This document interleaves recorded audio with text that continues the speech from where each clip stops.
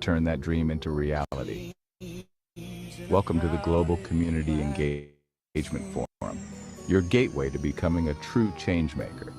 Think about the power of one community leader. That's you.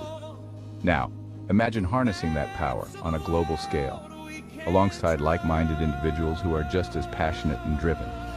The possibilities are endless. This forum isn't just another meeting. It's a mission to engage, empower, and elevate communities all around the world. You'll gain insights from global partners, learn from impactful training sessions, and discover innovative business development strategies. But more importantly, you'll be prepared to make a real difference.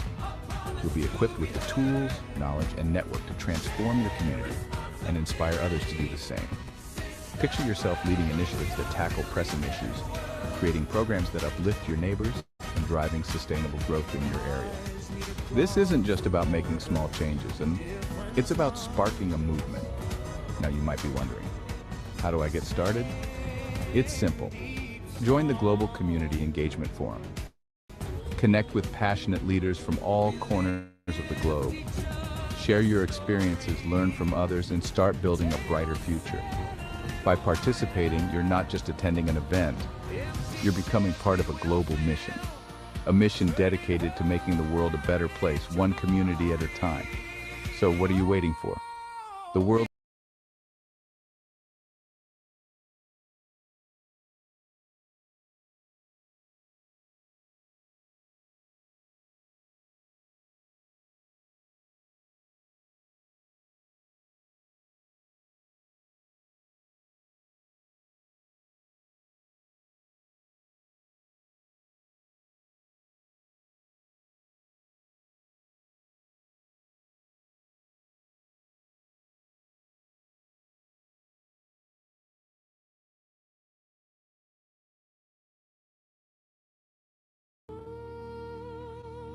in a world where every individual.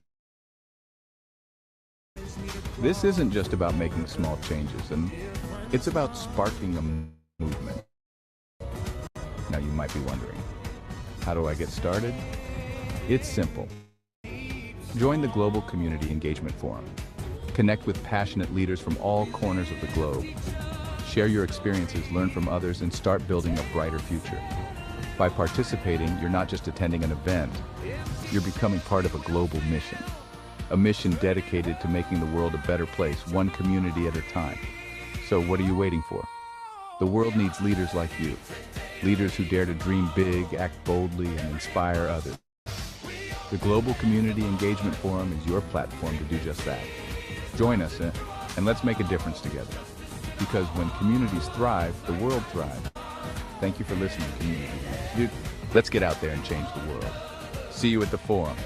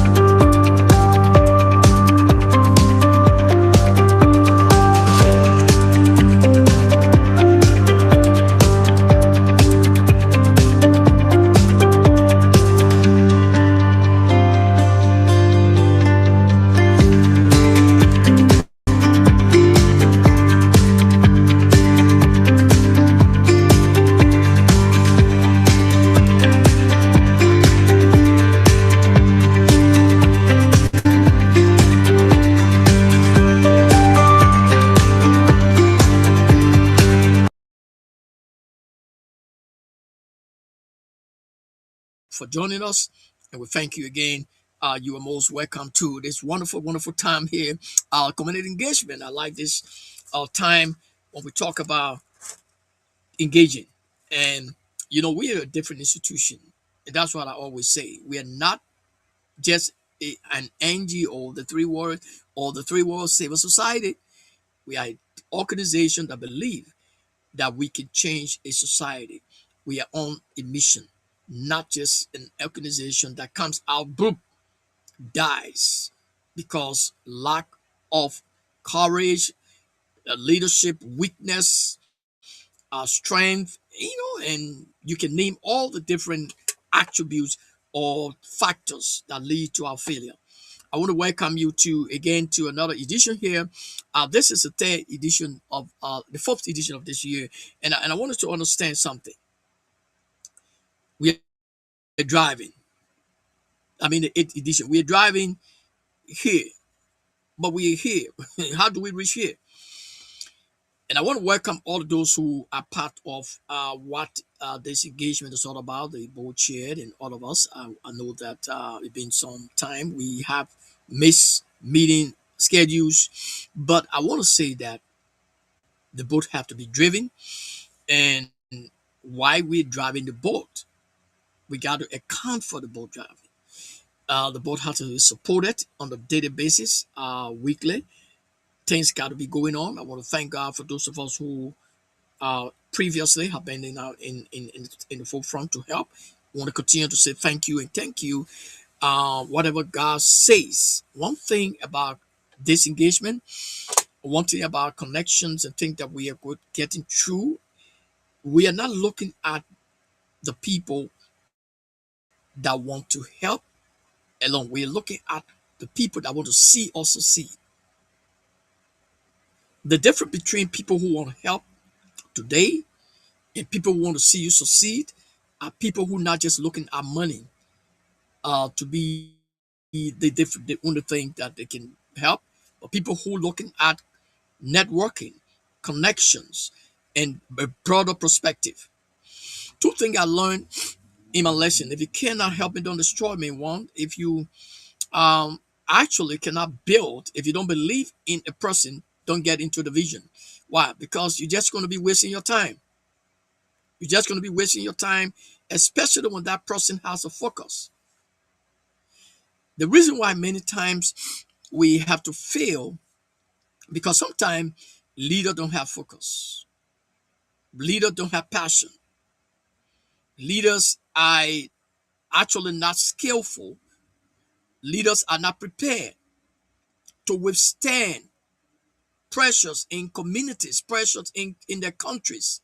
Countries might be unsanctioned, that nobody helping your nation because you unsanctioned. Nobody want to, but the people are living in those nations. You see what's happening to the world. So what can you do as a civil society group? What is your responsibility in that nation? So we see that many times civil society come into nations, come into being or being, birth based on different factors. Either they have long term, they have short term, and they have middle term. Or maybe some of them just say, okay, just want to do it because I see some money coming up on this government project is coming. So let me vie for this project sometime. And when it comes, sometime they have the vision, they could go further if they uh, pray for the passion. Sometimes people build churches. The bishop become bishop and left their son and want to pass it on to children, but children may not be prepared. So to make sure to try to make up something quick, and then try to think that they can prepare themselves, and then to pass it on to the kids. That is temporary, right? Because the person is not prepared. They're not even willing to do it, but because money in it, so they're going to prepare themselves. That is failure. That is failure. I heard people saying that, and I know one of my men who father left a big church, and today he's a pastor. But where was he? He was not there. He was outside. But it had to be. It had to call him. Look, my man, your father having this big church. He's gonna be dying soon. Come up. Hmm. Or else they will not build on the fact that it has generation that might be trained and prepared. Probably maybe the children are not prepared. So the thing about failure, it comes from within us. And another thing is sometimes people come in that vision also to impress the pastor, the bishop, and sometimes the bishop don't even know and pass it on to them to kill it. Or they took it from them, changed the name, and then drive it on to a different place. Failure. So what are some of the things that is more important that I'm focusing and I believe in God for is to have a solid foundation based on the mission, the assignment, life empowerment, community engagement, business, everything I'm doing, it must have a foundation. Because if you have a foundation, let's agree that there are no donors giving money, right? Let's look at the agreement. The facts that if you are donor dependence, you gone when there are no donors. So don't vow to have a vision based on the fact that you want donors to help you. That is, you know, the donors are there, will help if you meet up their criteria. The fact will always remains that if we don't meet up with those criteria, even though it seems to be that they will help us in due time, but it could end up in some different ways that we might not have to support.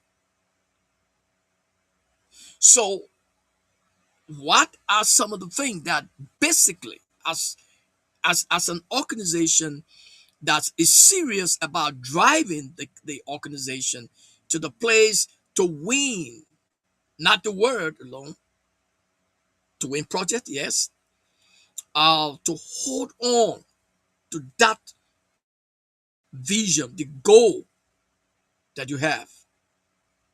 Because many organizations fail, remember that, because we people comes in for different reasons.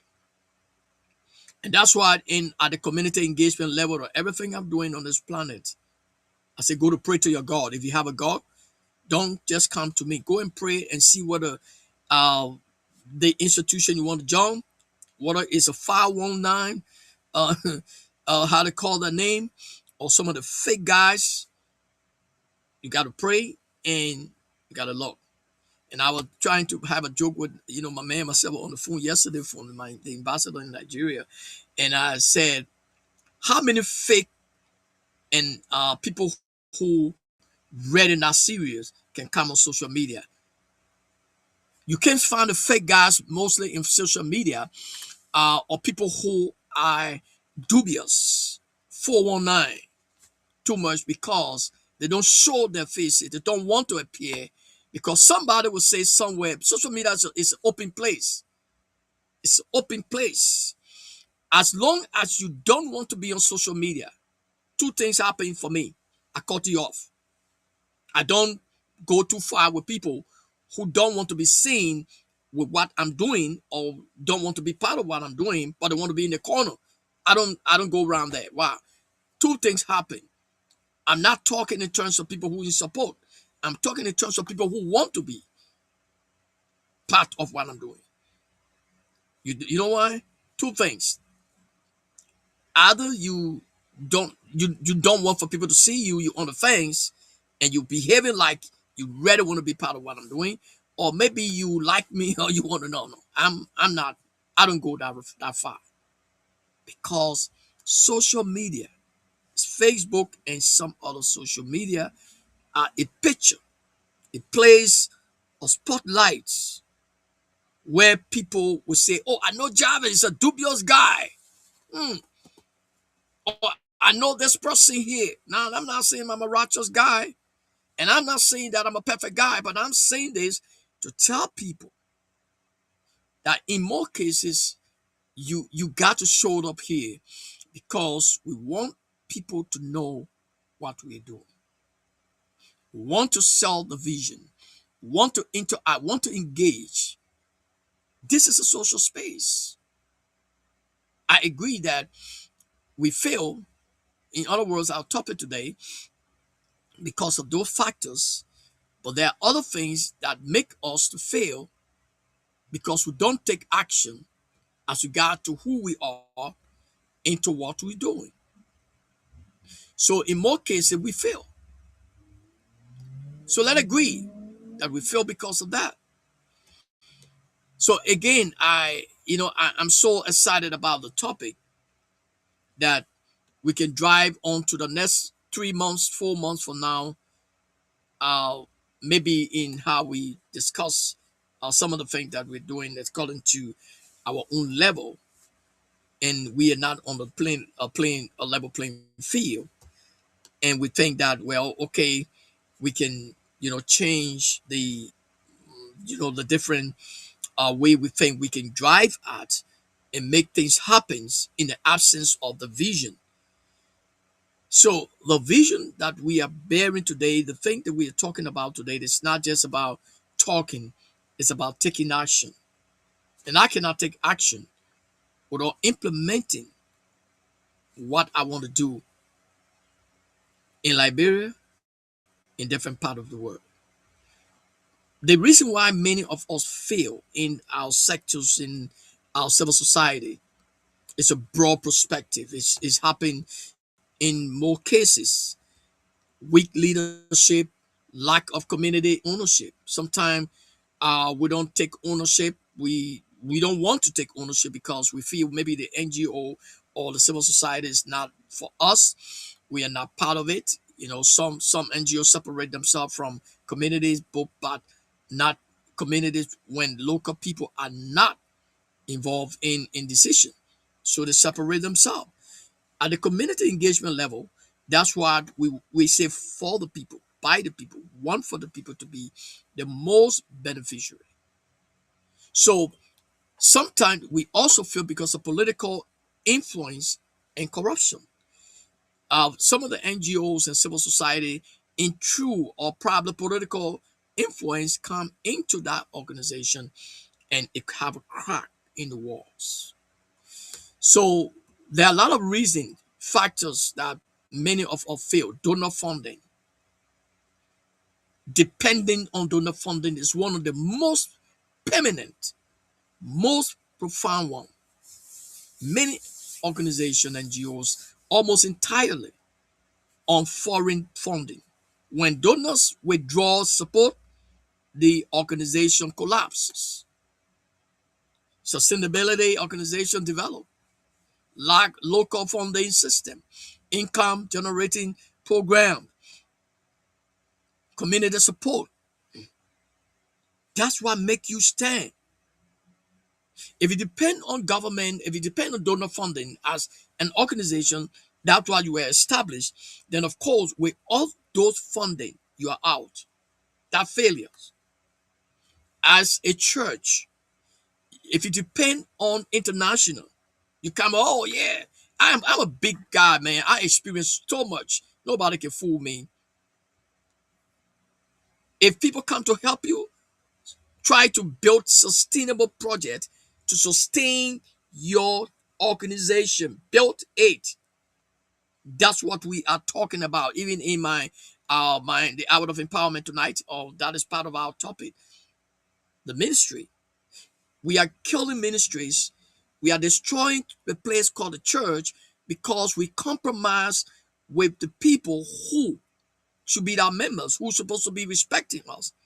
They are disrespecting us because they're the one we rely on their tithes and the offering. Without them, they feel that we cannot survive as pastors. We have experience. For those of us who, my member who know me, they can't go die with me because I'm not. Even if I'll die hungry, fine. That's the bottom line. Why you think so? Because it degrades you as a minister of the gospel. So they break that part of the defense of the church. It break that part of the defense of your NGOs, civil society, once you depend on the donors and the donor is no longer coming, you don't have anything to sustain the institution. What happened after you leave? That means maybe you have, God have called you home, so then it left with your children, and your children don't have interest. Especially most of us who are building up, we have bishop, have churches. You know how many churches close down? I cannot name them. And after they leave, maybe the person come in, different person come to change the name and start running a different vision because of those factors.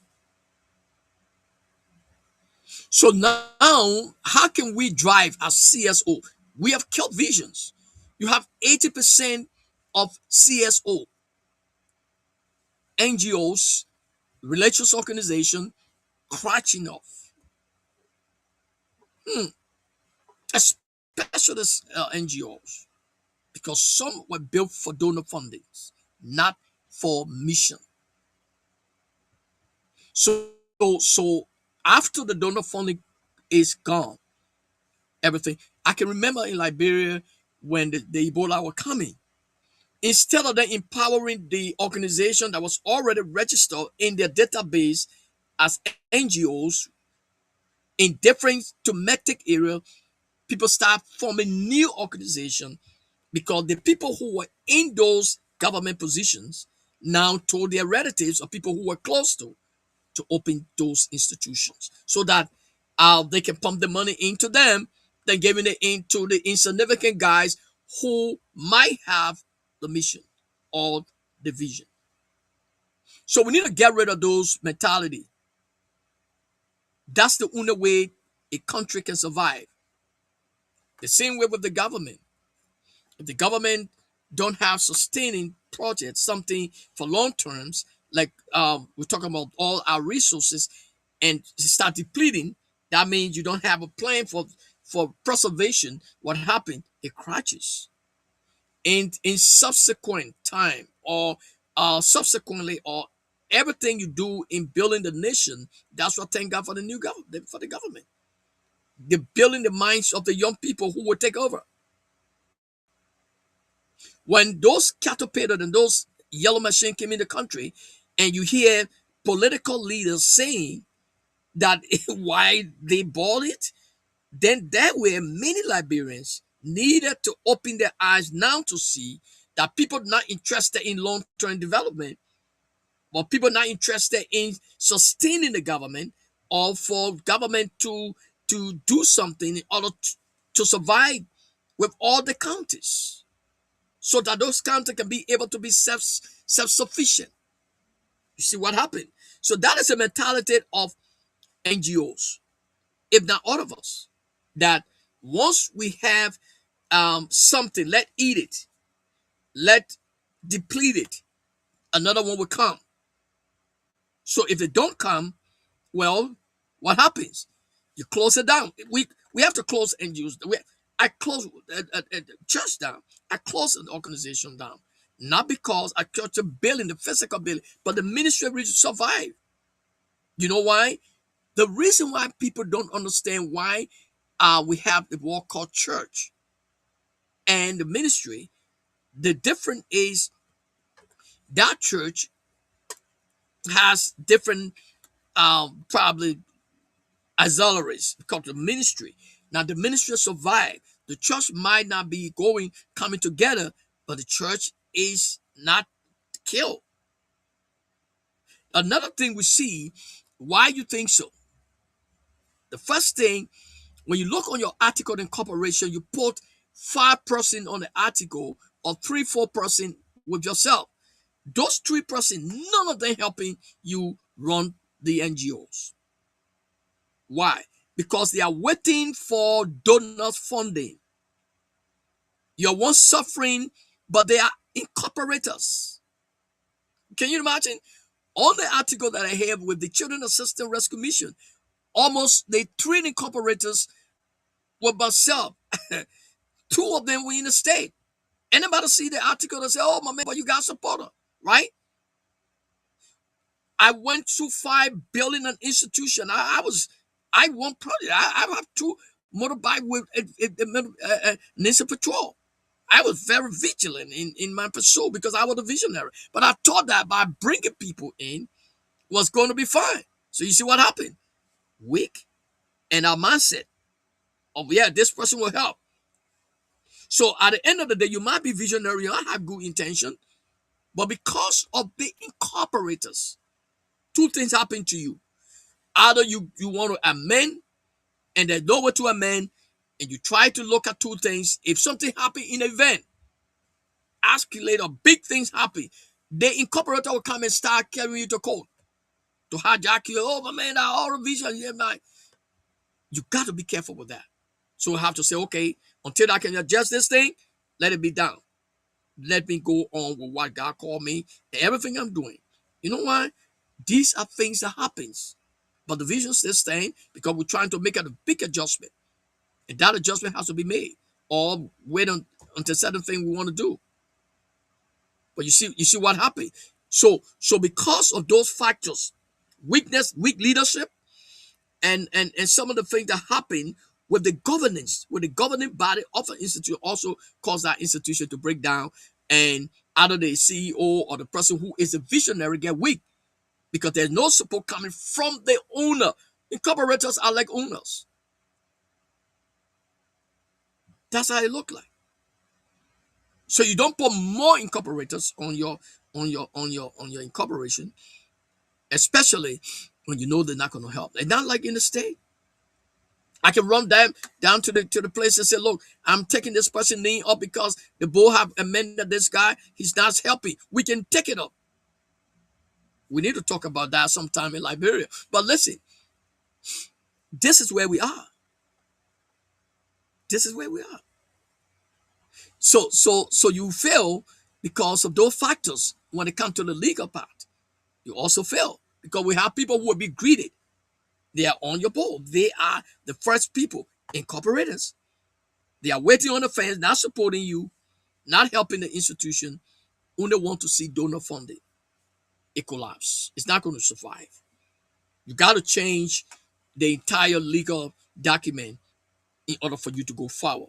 Because you don't build, at the end of the day, when something big happen good, people come and say, we all, after you suffer, two things happen. They close it down, restart it, have an amendment, and go forward. That's one. If you're really serious about your vision, because they will still fight. They go to court. Good vision have died because of that. Incorporators, board members.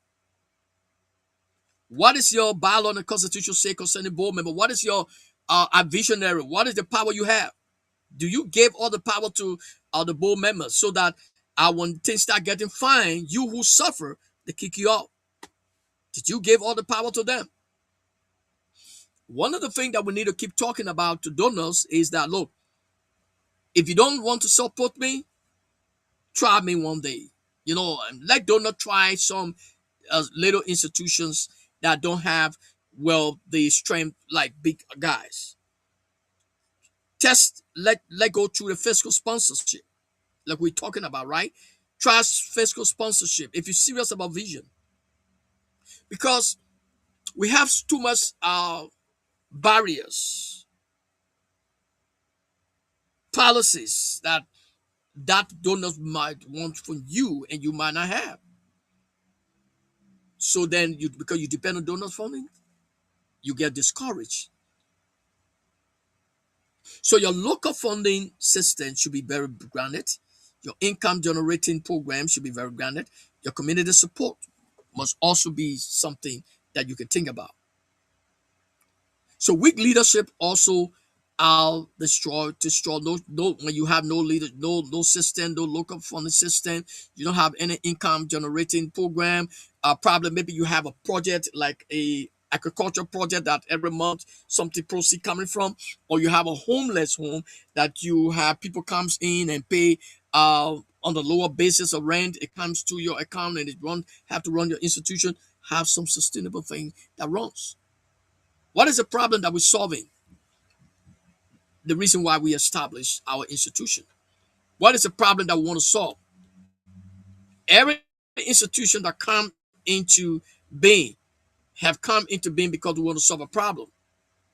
So the question to some of us who might watch this tape, what is the problem that we want to solve? It said to send 2 children to school to pay their school fees. Okay, we agree. After 10 years, what is the next problem you're thinking about after sending them to school? What next? So there must be a sustainable basics.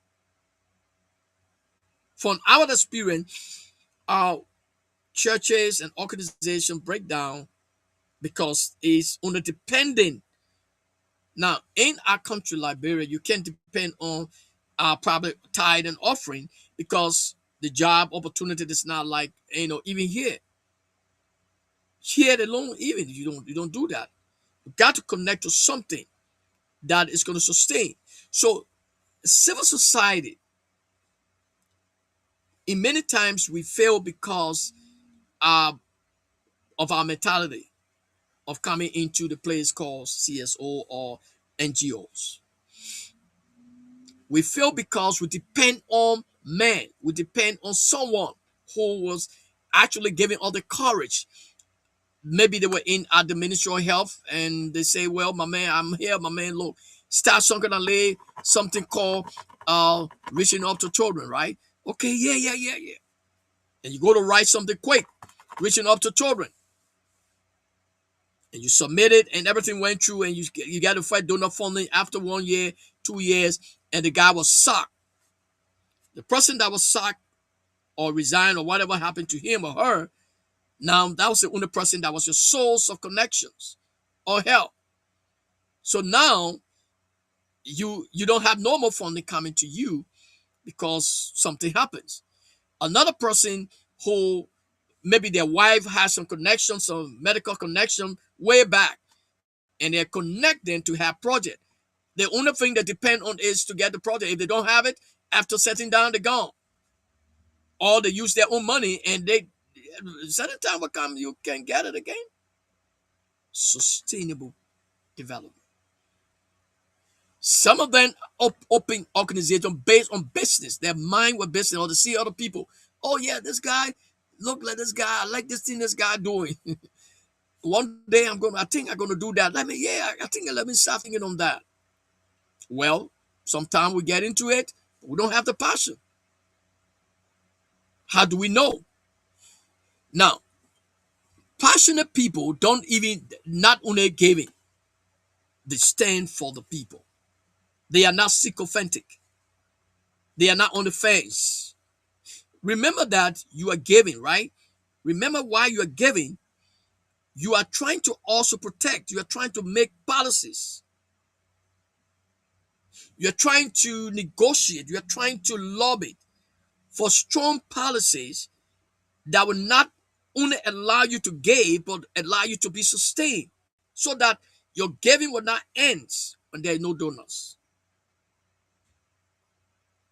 So what happens to civil society is that when one person, if one organization is pushing, and then uh, the other guys could be saying no because, well, I think I don't need to give Jarvis because Jarvis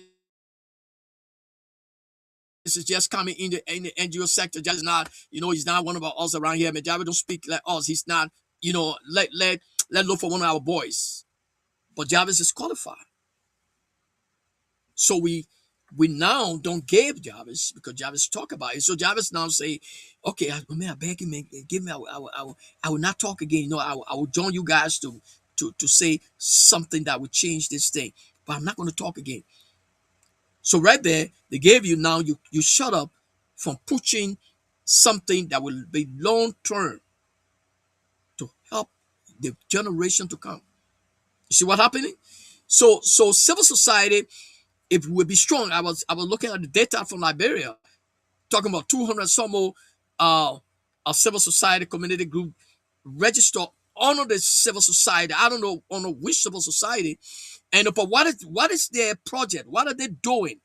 And those are some of the things we're going to be talking about in Liberia. There can be no civil society that been established more than 10 years that you don't have any sustainable project. You only talking. You only going maybe acting like you're serious about the people. And at the end of the day, you don't have anything to show or the problem you're solving. It's not about talking alone. It's also not about doing it alone. It's about making policies, pushing up points. Thank God for civil society sometime in Liberia that have been working. Those civil society, some of them have been doing well. But for those of us who just waiting for projects and don't have a sustaining future, something to sustain us, we got to pray for Liberia. We got to pray for Ghana. We got to pray for Nigeria. We got to pray for the nations. Because if civil society are strong, civil society make a big impact in people's life. If civil society are strong, no matter whether you are part of a religion and the religion is going wrong, you're going to say it to the religion, you're going wrong. It's not about religious barriers. It's about the fact. You see what happened in the civil society. So because somebody is part of a group of religious people, so if they are doing wrong, even though they are doing wrong, and your responsibility as a civil society group is to voice up for the voiceless. You are silent. You are acting as if nothing is happening in Nigeria. What happens? It makes people to feel different about us. Why? Because we were created to solve problems. We're created to be part of the voice. That's the key of civil society. So if we are not voicing and also taking action, what was the essence? And that's what I write, the essence of human rights. We have a greater role to play, and the biggest opportunity we might have to share that vision and for us to begin to take action. It left of us. It left of us. It's not it's not about, well, the next person who might not take action. It left of us. Because somebody else would not want to take action because based upon the fact that that person don't have the necessary opportunity to take actions. And so as we conclude on this community engagement, when you begin to look back and see where we come from, the level of maturity we have in this organization, I don't think we can break it. And no one can come in to break it. The point here is that there must be principles. We want to make sure that everyone that comes through, whatever MOU, whatever principle, that is something that is optional. We understand, but it's commitment. And I feel that civil society greater responsibility sometimes on the society depends on the environment and the country that we find ourselves. That's what we need to empower countries, continue to raise massive awareness, get people involved, and do something to change. There can be no change when civil society will always think that, well, okay, let's wait for government or let's wait for donors. There can be no change in your institution. There can be no change in your community because government will not know all the community issues. Government cannot solve all the problems. That's why civil society were created to solve problems. The church, what are the problems that the church are solving?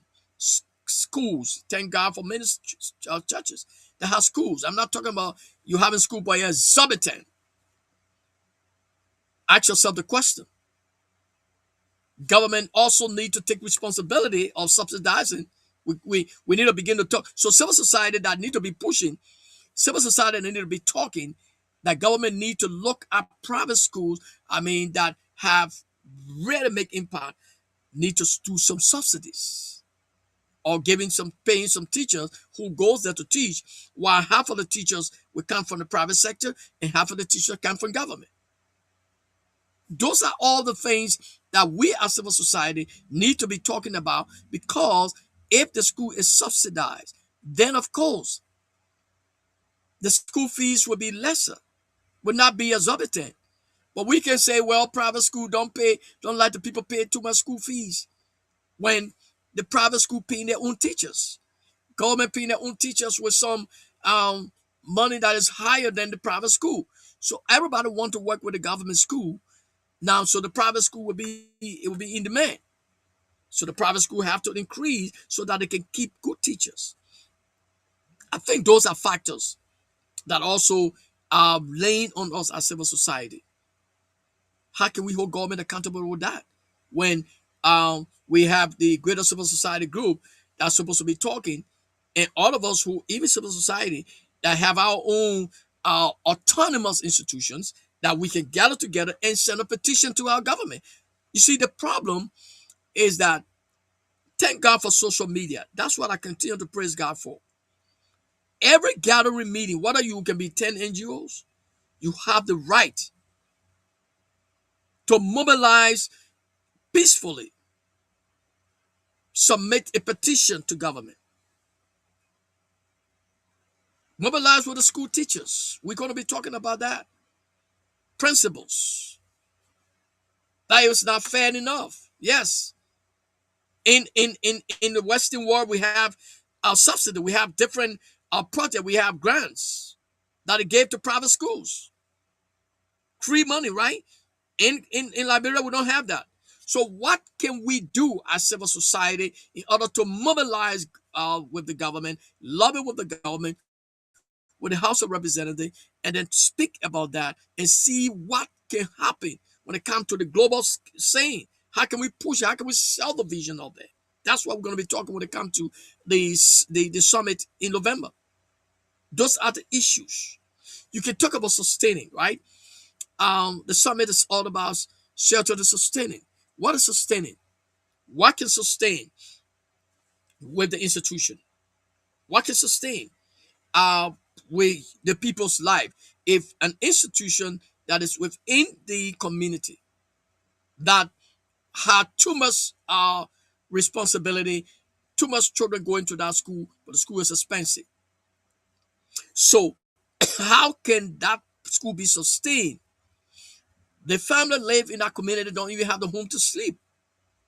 How can you build 10-bedroom houses, 2-bedroom house, whatever thing you think about, and lower the fees, the prices, for people to live a better life?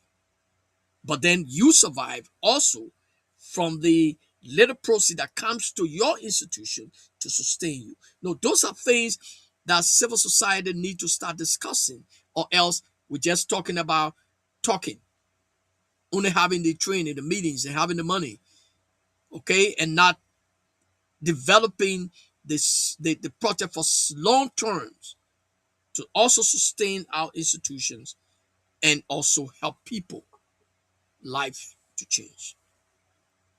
Again, I want to say thank you, and this is about engaging the reality of our organization.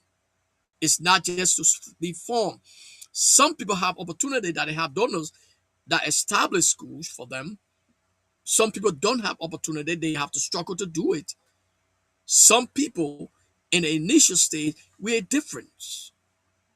So how can you advance uh, your teaching in your own strength? How can you develop something for the next generation to see that, yes, indeed, I made it. Yes, indeed, I fulfilled my dreams. I was not only looking up to donor funding because the funding finished, but yet I'm stay around. How can we be that person? How can you think about driving this boat?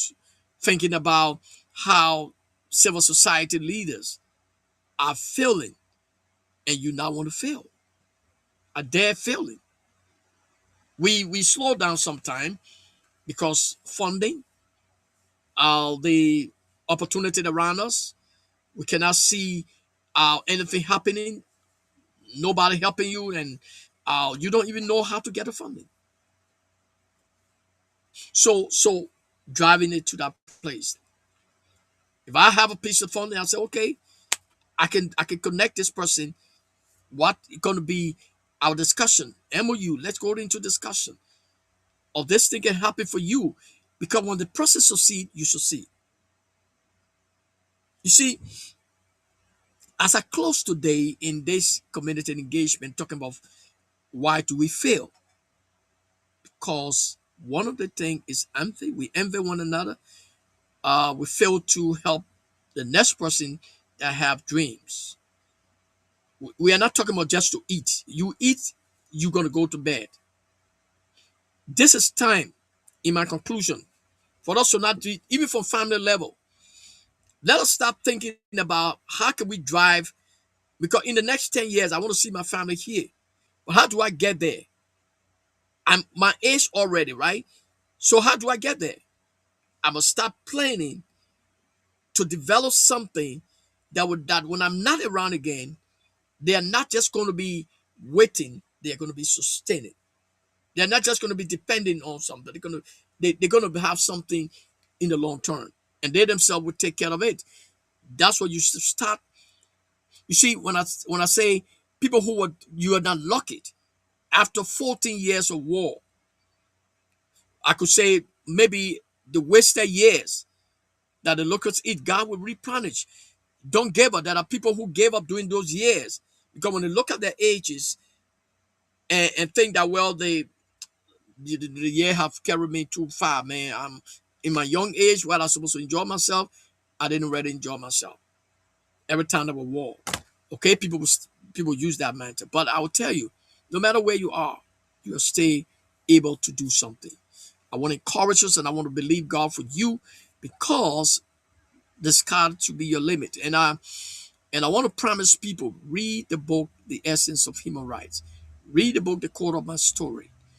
Read the book, Liberia, the Beacon of Africa. Be encouraged. For the problem in Guinea, we know that Guinea should know the history.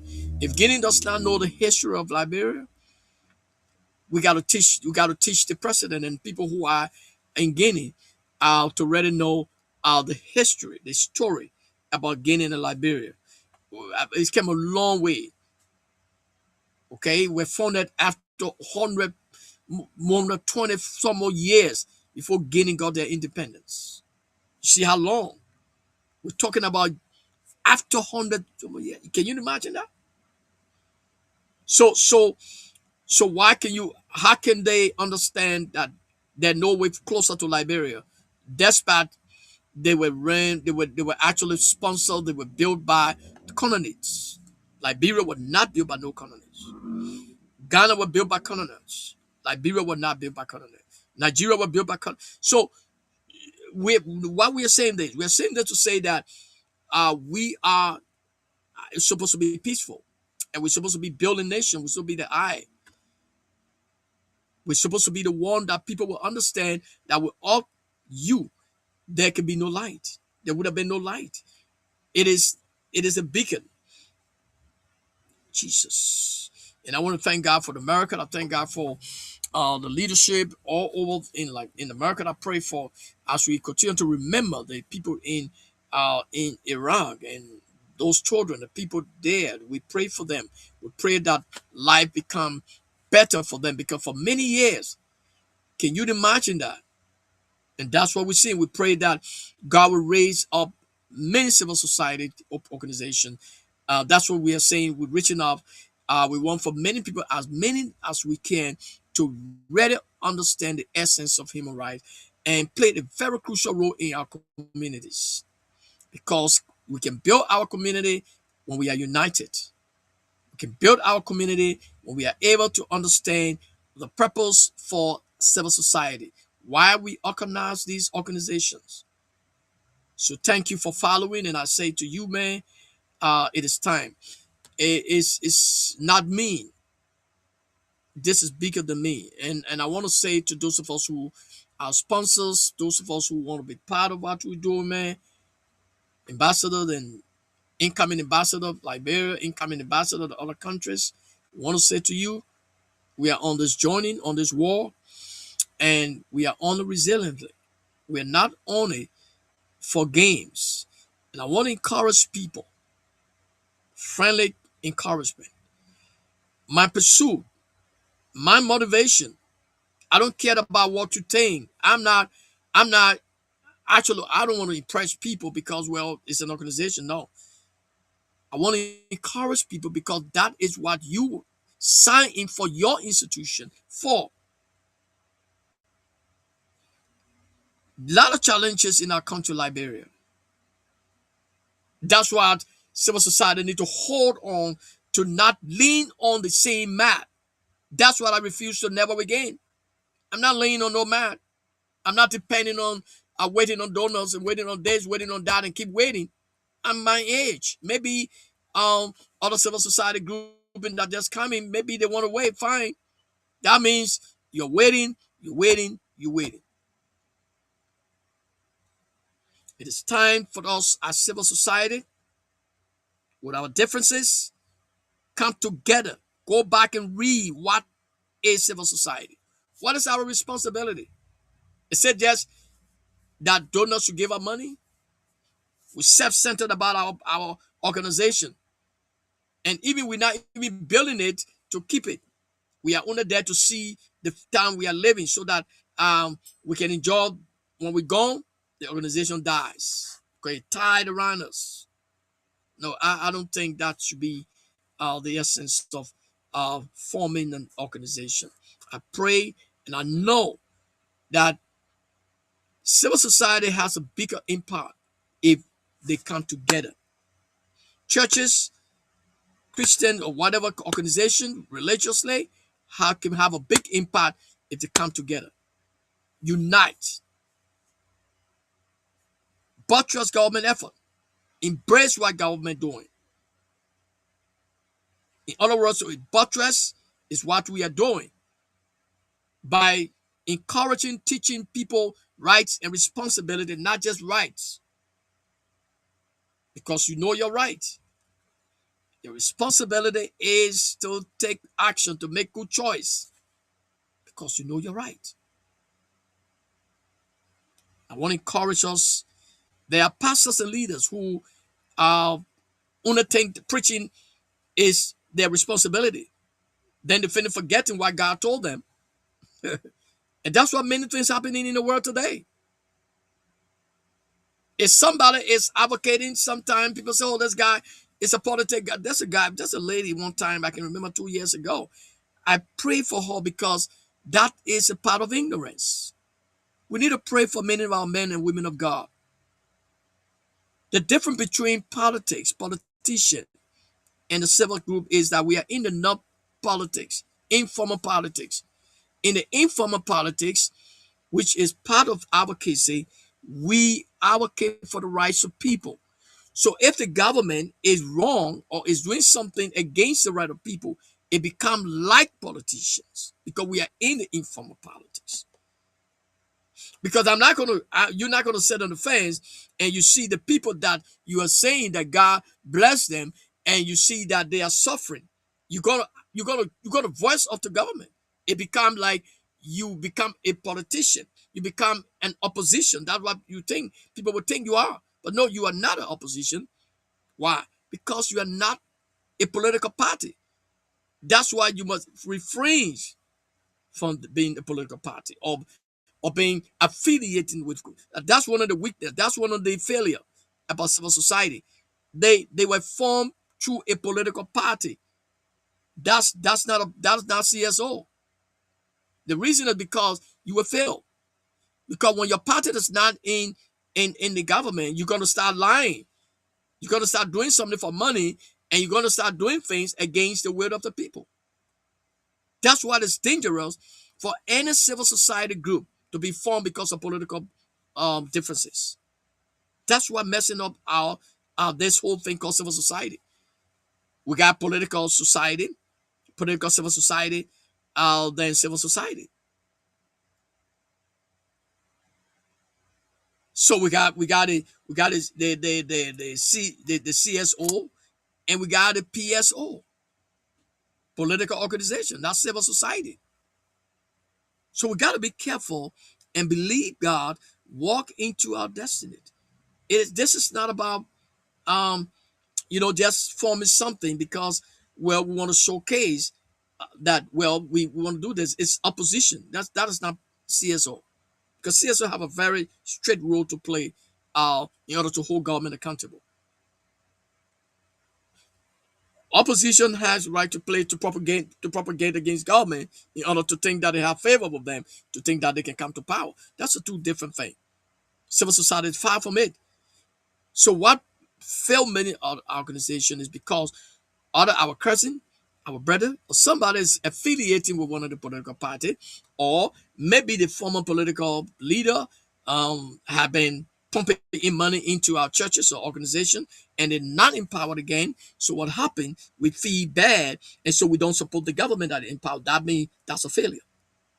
That's one of the things many are feeling our responsibility for. We need to rise up as church. We need to rise up as civil society, because there should be no probably kind of too much affiliation to the place where we're going to lay down the rights of the people, or we're going to display something wrong, even though government is not wrong, even though government doing well. So let us as increase our strength of civil society by uniting, and not probably criticizing and looking down on probably one another, and not building one another up. So failure comes, one, donor funding, weak leadership. Let's remember that, and also political influence. Do not base funding when we don't have it. It means we can't continue. God bless you, man, and I pray that you understand how to we work to change our society. Else, we just passing around. One day, God called us home, and it crashed. It's not going to be our portion, and I pray for somebody that I hope that civil society will become not only united to do whatever they were called to do, because that's all. We can't change nothing except we continue to hold on and say, yeah, this is what our call to do, and I'm going to make sure that this community receive the benefit. I'm going to be resilient. I'm going to be steadfast with integrity, walk without shame. And I want to say it again, don't forget that assignment, and don't forget the passion you had. Never change. Do whatever God called you to do, and you will not just see what God will do for you, because you are one of the beautiful and handsome guy. Um, God could want to, God could use you, but because the enemy does not want you to know that God could use you. Again, another opportunity. I know that everybody has a time, and except we can realize that this time we have, we are not actually misled, but we are serious